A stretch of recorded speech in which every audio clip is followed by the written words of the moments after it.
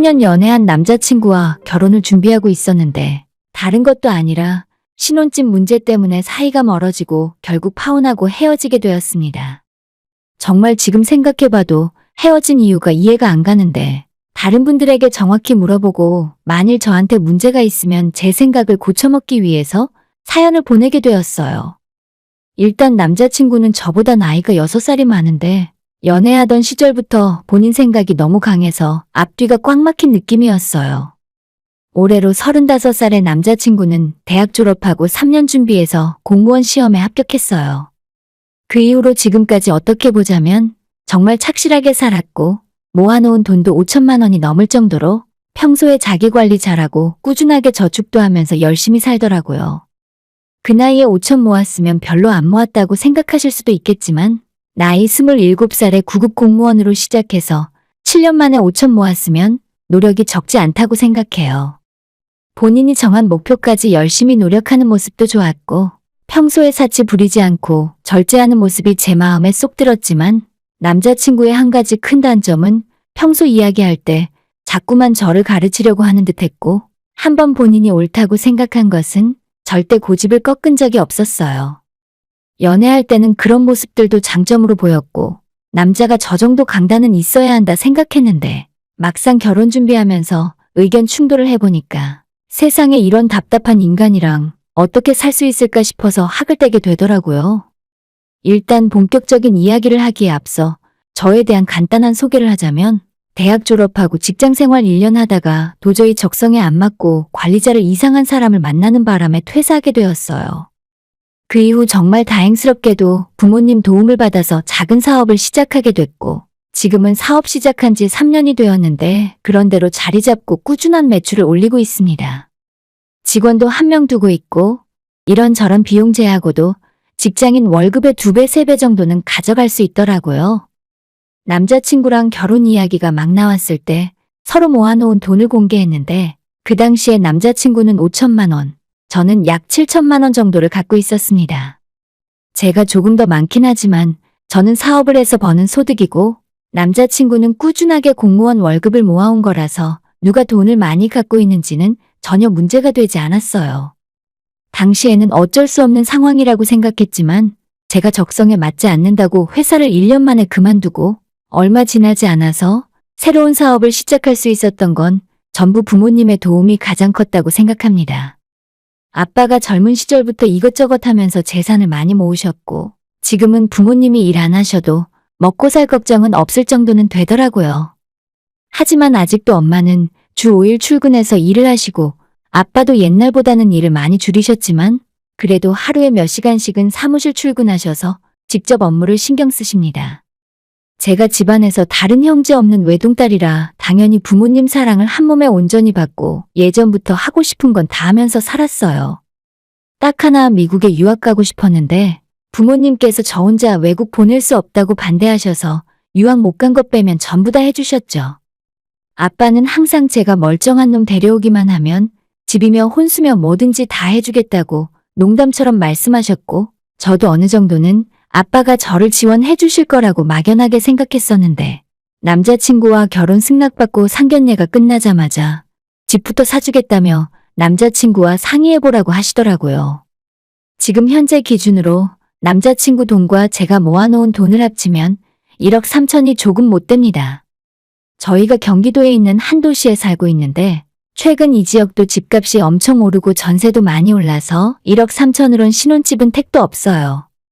저는 수입이 조금 많은 편이라지만 개인 사업을 하다 보니 매달 버는 돈이 들쑥날쑥하고 남자친구는 공무원이라 안정적이지만 너무나 뻔한 월급이라서 모자란 돈을 대출받기에도 부담되는 상황이었죠.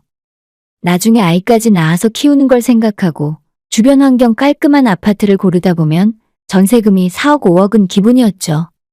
남자친구에게 프로포즈 받고 저도 결혼은 하고 싶었지만 신혼집에 대한 부담 때문에 막막하던 차였는데 그때 아빠가 진짜로 집을 사주겠다 하시니 정말 감사할 뿐이었죠. 반면에 남자친구의 부모님은 평범하신 분들이고 저희 결혼할 때도 뭔가 보태줄 수 있는 기대는 애초에 하지도 않았습니다. 저야 집에서 외동이지만 남자친구는 이남 일녀 중에 둘째라서 안 그래도 뻔한 집안 형편의 금전적인 지원까지는 도저히 바랄 수가 없었죠. 이런 상황이면 저희 아빠가 신혼집 해준다고 말씀하셨을 때 덥석 받아야 하는 거 아닌가요? 물론 집이 한두 푼 하는 것도 아니라서 남자친구 입장에서는 부담될 수도 있겠죠. 처음에 제가 우리 부모님께서 신혼집 사주기로 하셨다고 이야기했더니 남자친구는 우리가 결혼하는데 왜 부모님에게 손을 벌리냐면서 도움받고 싶지 않다 하더라고요. 남자친구 부모님이 아무것도 해줄 수 없을 것 같으니 대충 저런 반응은 예상하고 있었어요. 연애할 때 데이트를 하더라도 분명히 제가 남자친구보다 돈을 더 벌고 있었지만 최소 5대5, 그것도 모자라서 6대4 정도로 본인이 조금 더 돈을 많이 써야 직성이 풀리는 그런 사람이었습니다. 남자가 여자한테 얻어먹고 다니는 건 절대 용납할 수 없다고 했고 주머니 사정이 여의치 않으면 차라리 저를 안 만나면 안 만났지 저한테 얻어먹진 않았어요. 그런 사람이니 당연히 우리 집에서 신혼집 사준다고 했을 때도 그럴 필요 없다면서 거절하는 건 충분히 예상할 수 있는 일이었죠. 집이 한두 푼 하는 것도 아니고 아버님께서 사주신다고 하는 건 정말 감사한 일인데 내가 그거 받고 나면 평생 처갓집 눈치 보며 쩔쩔 매면서 살 것 같아. 아무것도 못 해주시는 우리 부모님 입장도 너가 생각해줘야지. 그냥 우리 힘으로 시작하자. 남자친구의 마음도 충분히 알고 저도 웬만한 일에는 이 사람 말을 듣는 편인데 집 문제는 도저히 양보가 되질 않더라고요. 아빠가 사주겠다고 하시는 집이 지금 시세로 6억 초반 정도로 올해 초 한참 비쌀 때는 7억 5천까지도 가던 아파트인데 저희가 평생 맞벌이로 돈을 번다고 해도 이 정도 돈을 모으는 건 절대 불가능한 일이라고 생각해요. 아이 하나 키우면서 악착같이 적금 넣어도 1억 모으는데 몇 년이 걸릴지 모르는데 그동안 집값은 저를 기다려주고 있답니까? 5년 뒤에 집 사려고 부동산 가면 제가 돈 모아온 것보다 훨씬 비싸져 있는 게 현실이잖아요? 어차피 언젠가는 저희 부모님에게 필연적으로 손을 벌리게 될 텐데 지금 준다고 할 때 받는 게 낫지. 우리 힘으로 할 수 있다고 자존심을 다 부려놓고 몇 년 뒤에 집 사는데 도와달라고 부탁하러 가면 얼마나 사람 치사한 일인가요? 적당히 한두 번 거절하다가 마지 못하는 척 받으면 됐을 텐데 남자친구는 끝까지 고집 부리면서 절대 장인어른 도움은 받지 않겠다고 거절했어요. 내년 3월에 결혼 날짜 잡아놓고 준비할 일이 산더미처럼 많은데 남자친구 때문에 신혼집도 정하지 못하고 한 달 가까운 시간만 낭비하고 있었습니다. 결국 보다 못한 아빠가 이대로는 안 되겠다고 생각하셨는지 남자친구를 한번 집으로 초대하라고 하셔서 같이 저녁을 먹었어요. 그냥 집을 사준다고 하니까 절대 받지 않겠다고 하니 어떻게든 설득하려고 만든 자리였죠. 나도 자네한테 집은 그냥 준다고 하는 건 아니야. 두 가지 조건이 있는데 일단 들어보고 다시 생각해보게. 아빠가 남자친구에게 이야기한 조건 두 가지는 다음과 같아요. 일단 아빠가 사주시는 신혼집은 제 명의로 사는 거고 나중에 저희가 첫 아이를 낳게 되면 그때 부부 공동 명의로 돌려도 된다고 하셨어요. 두 번째 조건은 공짜로 사주는 게 싫으면 월세 낸다 생각하고 저희가 매달 친정부모님에게 50만 원씩 3년 동안 내라고 하셨습니다. 지금까지 각자 벌어서 각자 생활하다가 결혼하고 통장을 합쳐서 살기 시작하면 신혼 때 돈 모으기 쉽지 않다면서 3년 동안 매달 50만 원씩만 밀리지 않고 잘 낸다면 3년 뒤에 아빠가 5천만 원으로 돌려주시겠다고 약속하셨어요. 딱 이 두 가지만 지킬 수 있다면 아빠도 기쁜 마음으로 집을 사주겠다 말씀하셨고 솔직히 처음에는 저런 조건들도 아예 없었지만 남자친구가 너무 싫다고 거절하니까 억지로 만든 조건이었죠. 이 두 가지 조건이 도저히 납득하지 않을 정도로 어렵다거나 남자로서 자존심을 짓밟을 정도로 부당한 조건인가요? 오히려 3년 동안 겨우 50만 원씩만 드리면 5천만 원으로 돌려준다고 하는 파격적인 조건인데 아빠가 남자친구 체면도 살려주고 적당히 자존심 숙이고 받을 수 있게 하기 위한 구실일 뿐이잖아요? 그냥 남자친구가 저 말에 알겠다고 아버님 말씀대로 하겠다 대답했으면 서로의 체면 살리고 자존심도 지키고 끝났을 일입니다. 하지만 뭐가 그렇게도 못마땅했는지 남자친구는 아빠의 저 이야기를 듣고 나서 한동안 고개를 푹 숙이고 아무런 대답을 하지 않더라고요. 대체 고민할 게 뭐가 있나 이해할 수 없었지만 한참 뒤에 하는 소리는 더 가관이었습니다. 저는 처음부터 양가 부모님 도움을 받을 생각이 없었습니다. 저희 두 사람 결혼해서 돈 관리는 저희가 알아서 잘할 수 있어요. 애 낳으면 공동명의로 돌려주시겠다고 하는 말도 왠지 빨리 아이 낳으라고 강요하시는 것 같아서 솔직히 기분이 좋진 않습니다. 신혼집은 저희 두 사람이 알아서 하게 해주십시오. 라고 하면서 끝까지 아빠의 제안을 거절하더라고요. 당연히 아빠는 너무 황당해 하셨고, 차마 이런 식으로 거절할 줄은 우리 가족 아무도 예상하지 못했어요. 저 두 가지 조건이 정말 들어주기 힘들 정도로 부당한가요? 그냥 우리 두 사람이 앞으로 결혼 생활을 잘할 수 있게 도와주려고 하신 거라 생각하거든요. 제 부모님이 6억이 넘는 신혼집을 사주시는데 저 정도 이야기는 할 수 있잖아요? 다른 건 아무것도 터치 안 하신다고 분명히 말씀하셨고, 따로 용돈을 달라던가 집에 자주 찾아오고 안부 전화하라던가 같은 쓸데없는 소리도 전혀 안 하셨어요. 뭐가 그렇게 불만이라서 싫다고 거절하는지도 모르겠고, 자기가 열을 내면서 기분 나쁜 티를 내는지도 이해할 수 없었습니다. 결국 아빠도 굉장히 무안해 하시면서 그럼 알아서 하라고 물러나셨고, 신혼집 사주기로 했던 이야기는 그날 이후로 쏙 들어가 버리고 말았습니다. 저녁 식사 자리도 어색하게 그렇게 끝이 났고, 남자친구는 커피도 마시지 않은 채 끝까지 기분 나쁜 티를 팍팍 내더니 금방 집으로 가버리더라고요. 제 부모님은 나름대로 배려해서 만든 자리였는데 상황이 이렇게 되어버리자 너무나도 무안해하시고 기분 언짢아 하셨고, 그래도 저한테 직접 뭐라 하시진 않으셨어요. 너가 좋다면 결혼을 계속 밀고 나가도 좋다. 다만 이렇게까지 거절당했으니 신혼집 이야기는 없던 걸로 하겠다고 말씀하셨습니다. 당연히 눈앞에서 멀쩡한 신혼집이 날아간 저로서는 너무 화가 나고 답답하더라고요.